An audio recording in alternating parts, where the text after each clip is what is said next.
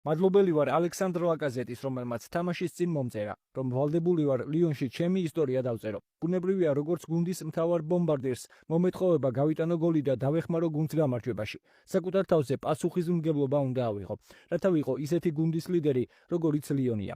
მინდა ამ კლუბისა და ქალაქისთვის ყველაფერი გავიღო. რაც შეეხება გოლის ეპიზოდს. შევნიშნე, რომ მალიკმა აჩქარება გააკეთა. შევეცადე კართან ახლოს მივსულიყავი და კარგი პოზიცია დამეკავებინა. გამიხარდა გოლი რომ გავიტანე. თავდასხმაში პოზიციის შერჩევა არის ის, რაზეც ვარჯიშებზე ვმუშაობთ და დღეს ამან თავისი შედეგი გამოიღო. წვრთნელი ჩვენგან, შემტევებისგან, პრესინგს და გუნდის დაცვაში დახმარებას ითხოვს. ამის გამო მეც ვცდილობ მეტოქე წნეხში მოვაქციო. სეზონის მოგებით დაწყება გსურდა, რაც ძალიან მნიშვნელოვანია. დღეს 3 ქულის მოპოვება მოვახერხეთ და ძალიან კმაყოფილები ვართ. ჩვენი თამაშით როგორც დაცვაში, ისე თავდასხმაში.